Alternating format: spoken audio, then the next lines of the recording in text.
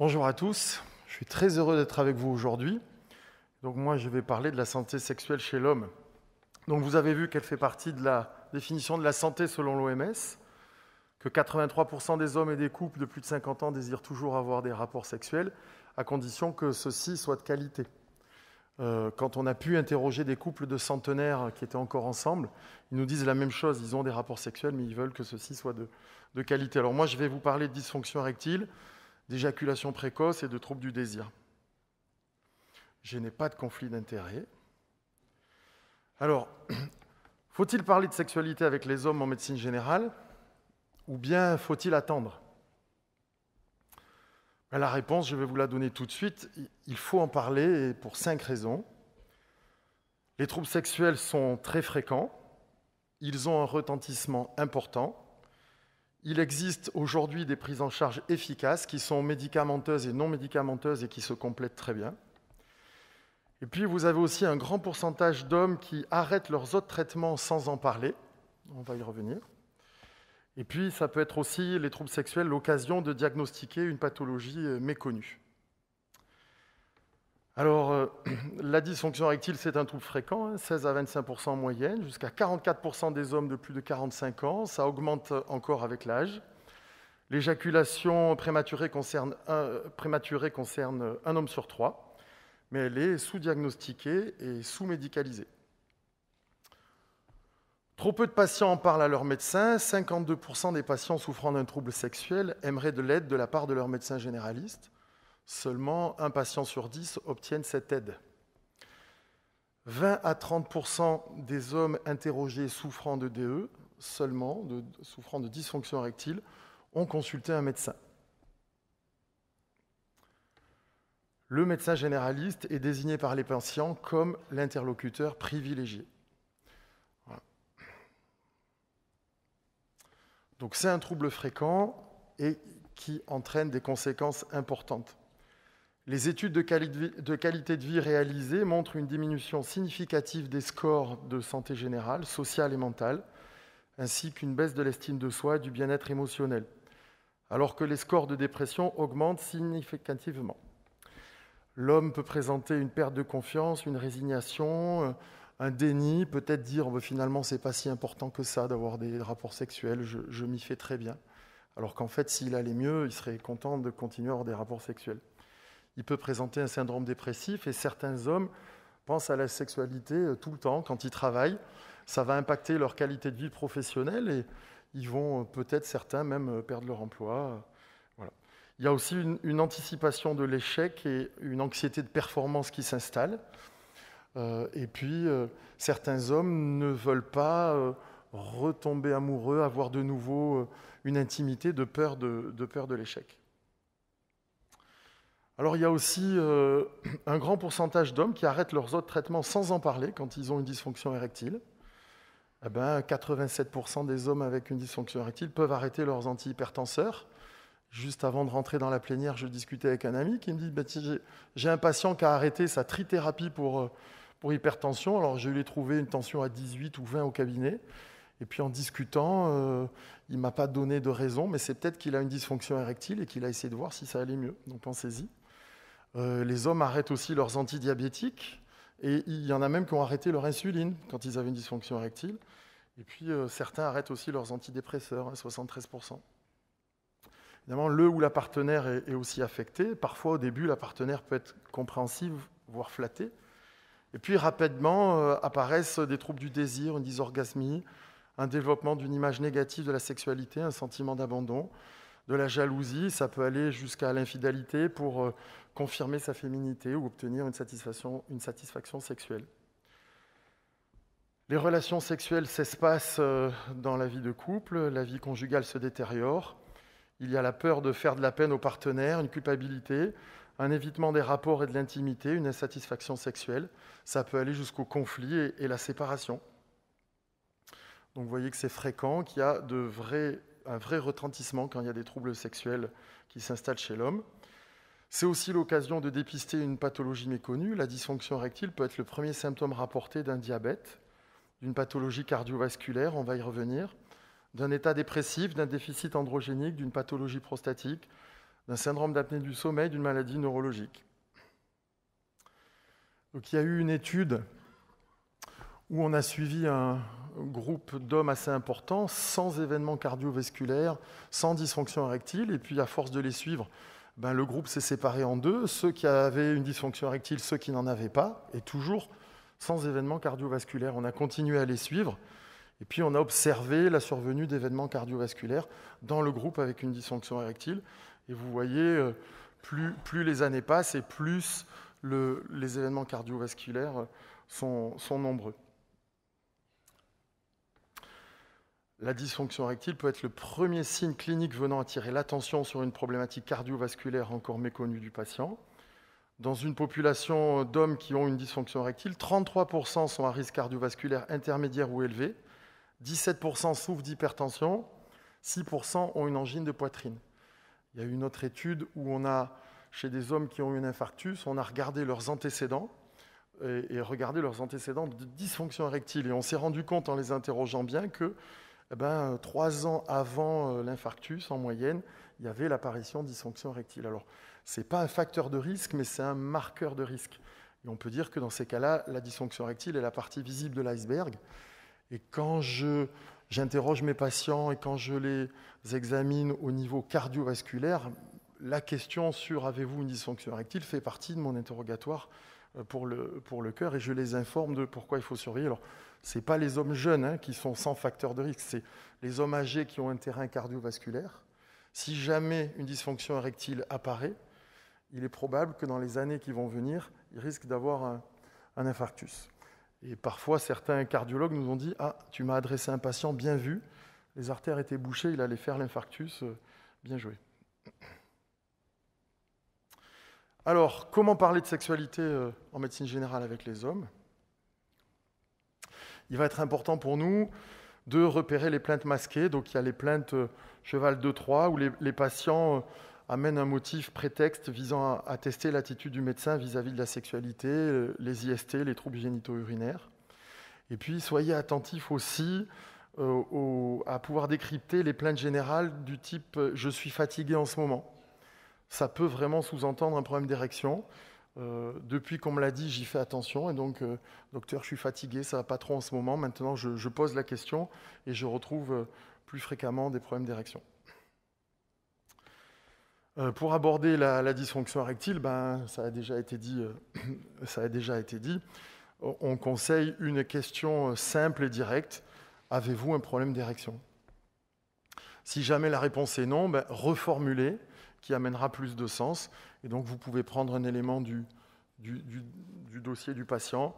Je vous posais la question parce qu'on sait que chez les diabétiques, la fréquence de la dysfonction érectile augmente. Et puis, on laisse le silence et on va voir ce qui se dit. Évidemment, si la réponse est toujours non, je n'insisterai pas, mais le patient sait qu'il pourra m'en parler une autre fois. Si la réponse est oui, je devrais confirmer la dysfonction érectile. Et je vais poser la question, voulez-vous dire que votre verge n'est pas assez dure ? Il faudra caractériser cette dysfonction érectile, et c'est important parce que les dysfonctions érectiles simples, les problématiques simples peuvent être prises en charge par le spécialiste de médecine générale tout seul. Si c'est des problématiques complexes, on aura besoin d'un avis. Donc pour savoir si c'est simple ou complexe, il faut que ce soit une dysfonction érectile secondaire isolée qui dure depuis pas trop longtemps avec une érection résiduelle au sein d'un couple motivé. Donc pour savoir si c'est secondaire ou primaire, on demande est-ce que c'est depuis toujours ? Pour savoir si c'est isolé, on pose les questions. Avez-vous toujours envie d'avoir des rapports ? Avez-vous une éjaculation trop rapide ? Avez-vous des douleurs ? Avez-vous l'impression que la taille de votre verge est trop petite ? Avez-vous des difficultés lors de la pénétration ? Pour la durée, on demande depuis quand ça arrive. On considère que 3 à 6 mois, ça peut faire partie des problématiques simples. Sinon, c'est complexe. Pour savoir si c'est au sein d'un couple motivé, est-ce que votre partenaire est au courant de votre consultation aujourd'hui ? Est-ce qu'il vous soutient dans la démarche ? Est-ce que vous avez encore des rapports, des gestes de tendresse tous les deux ? C'est pas mal aussi de remonter au début du trouble. Racontez-moi la première fois. Et les hommes se rappellent très bien de leur première panne. Oui, je me rappelle très bien. C'était il y a 6 mois, j'avais un audit au boulot le lendemain, j'étais fatigué, stressé, j'ai eu une panne, et puis dans les jours qui ont suivi, j'ai voulu vérifier que ça marchait. Et là, l'anxiété de performance s'est installée et on va pouvoir agir dessus. Je vous ai mis un petit mot sur l'analyse fonctionnelle. Dans la plénière d'avant, on a parlé de psychothérapie, des thérapies cognitives et comportementales. J'aime bien aussi comprendre ce qui se passe et pouvoir le montrer au patient. Ça lui permet d'être plus acteur de ce qui se passe. Donc, vous savez qu'il y a des cercles vicieux comme ça qui se mettent en place, situation, pensée, émotion, comportement, conséquence. Et donc, je demande à l'homme, racontez-moi ce qui se passe, comment vous le vivez, qu'est-ce que vous vous dites, qu'est-ce que vous ressentez, qu'est-ce que vous faites, et puis quelles vont être les conséquences. Je vous ai noté un exemple, un patient qui me dit, ben voilà, ma femme se rapproche de moi pour avoir un rapport. Moi, je me dis que je vais encore avoir une panne, qu'à force d'avoir des pannes, elle va finir par me quitter. Et donc, ce que je ressens, c'est de la tristesse et de la peur. Et donc, le comportement que j'ai, c'est j'invente une excuse pour ne pas avoir de rapport. Je suis soulagé, je n'aurai pas de panne ce soir, mais finalement, on se dispute. Et le cercle continue. Et quand j'arrive à leur montrer ça, ça peut les aider. Pour l'éjaculation prématurée, vous avez 3 critères importants à rechercher. Brièveté, absence de contrôle et souffrance. Il n'y a pas de définition universelle pour la brièveté. Ça peut être en minutes. Est-ce que c'est 1 minute, 2 minutes? Est-ce que c'est un nombre de va-et-vient intravaginal? En tout cas, ce qui va compter, c'est la plainte du couple qui se plaint de la brièveté du rapport. L'éjaculation survient avant que l'homme ne le souhaite et il ne parvient pas à la retarder. Et on s'accorde à rattacher cela à une mauvaise gestion de l'excitation et du plaisir. Quand on arrive à expliquer ça aux hommes, il y a de vrais progrès et des vraies thérapies qui sont là-dessus. Donc il y a des vraies thérapies non médicamenteuses. Voilà, ce critère de souffrance est indispensable parce que si l'homme ou le couple ne s'en plaint pas, on ne traitera pas quelqu'un qui ne souffre pas. Alors le docteur Marie Barré, qui est maître de conférence de médecine générale à Brest, qui n'est pas là parce qu'elle pouponne, mais en tout cas a mené un travail de recherche qui a permis d'identifier 6 stratégies pour aborder le sujet de l'éjaculation prématurée en consultation. 3 stratégies d'investigation et 3 stratégies d'attitude pour nous les généralistes. Donc, les stratégies d'investigation, c'est un aiguillage volontaire de la conversation vers la sexualité et les potentielles difficultés sexuelles rencontrées. Donc, on l'a déjà vu avant et puis avec la dysfonction érectile, le questionnement systématique et direct lors d'une consultation, l'aide à la verbalisation, en faisant en sorte que le patient se raconte autour du sujet, par exemple avec des questions ouvertes sur sa vie sociale, sa vie professionnelle, son couple, ses rapports, l'évocation de signes que le patient pourrait avoir, par exemple, vous avez quand même des signes de dépression. La dépression, ça peut donner une fatigue physique, morale, aussi sexuelle. Et puis on se tait, on voit ce qui sort. Il y a 3 stratégies d'attitude. C'est faire sentir sa réceptivité, sa disponibilité à tous les sujets à travers une attitude adoptée par le médecin pour inciter le patient à se livrer. C'est l'alliance thérapeutique. Donc on garde une attention intacte jusqu'au dernier moment de la consultation. Le médecin montre par son attitude qu'il reste ouvert à un autre motif de consulte, même lorsqu'il est sur le point d'ouvrir la porte. C'est les fameux motifs de poignée de porte, afin de laisser au patient la possibilité d'aborder le sujet librement à tout moment. L'approche fonctionnaliste dédramatise la sexualité, c'est un organe comme un autre qui a ses travers. On peut insister sur la fonction mécanique et naturelle de la sexualité. Ça permet d'alléger le caractère dramatique du sujet sans le minimiser pour autant. Une petite remarque, l'éjaculation prématurée, elle peut être masquée par un autre trouble sexuel. Un patient se plaint, vient vous voir et va se plaindre de dysfonction érectile, alors qu'en fait, quand il était plus jeune, il avait une éjaculation prématurée, il enchaînait tout de suite par un deuxième rapport sexuel, et donc là, ça allait bien pour lui, ça allait bien pour son couple. À un certain âge, le temps de latence entre 2 érections augmente, et l'homme ne peut plus enchaîner 2 rapports sexuels, ce qui est tout à fait normal. Par contre, quand il va venir vous voir en consultation, il ne va pas se plaindre de l'éjaculation précoce, il va se plaindre de la dysfonction érectile. Je vous ai remis un exemple de cercle vicieux qu'on a souvent avec l'éjaculation précoce. On a un rapport sexuel et l'homme se dit « je vais éjaculer trop vite, Je vais bouger vite, comme ça on va profiter du peu de temps qu'on a, je vais la laisser faire, elle sait mieux que moi ce qu'il faut faire. Il est anxieux, donc qu'est-ce qu'il fait ? Il se met à bouger vite, évidemment, comme il bouge vite, il ne contrôle pas du tout, il éjacule trop vite, il est déçu, il s'en veut. Alors, le trouble du désir. La baisse du désir sexuel ou baisse de la libido, c'est une diminution de l'intérêt pour la sexualité. Et que vous dit le patient ? Docteur, j'ai plus envie d'avoir de rapport. Mais est-ce vraiment un trouble du désir ou est-ce un autre trouble sexuel qui lui ressemble ?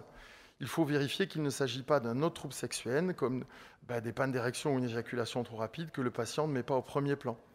La question clé que vous devez poser, c'est si vous aviez une érection normale, de qualité, auriez-vous envie d'avoir des rapports ? Ah oui, docteur, si mon érection était normale, j'aurais envie d'avoir des rapports comme avant. Donc c'est un trouble du désir secondaire à la dysfonction érectile, et c'est ça qu'il va falloir traiter. Il faut aussi savoir si cette baisse de désir, c'est pour sa compagne seulement ou pour toutes les femmes. La question clé que vous devez poser, c'est cette absence de désir, c'est pour votre compagne ou pour toutes les femmes. Si c'est que pour sa compagne, c'est un problème de couple, on l'envoie chez le sexologue. Sinon, on va doser la testostérone, on va peut-être rechercher une dépression, un conflit intrapsychique, peut-être une immaturité sexuelle, et on verra aussi un spécialiste. Alors, je vous remercie beaucoup. J'ai encore un message à vous faire passer. Rappelez à vos patients, aux hommes qu'acheter sur Internet est très dangereux. En France, le marché de la contrebande, c'est 1 milliard d'euros par an. Il y a 14% des Français qui achètent sur Internet des médicaments qui sont normalement sur ordonnance et qui se mettent en danger. Et vous voyez que c'est bien fait et qu'on se laisserait attraper. Vous voyez là une unité de fabrication clandestine de Viagra en Égypte. Voilà comment c'est fabriqué. Et donc, dans ces médicaments qu'on saisit sur Internet, quand on les analyse, des fois, il n'y a aucun principe actif, mais des fois, on retrouve de la morora ou des éléments encore plus dangereux. Voilà, je vous remercie.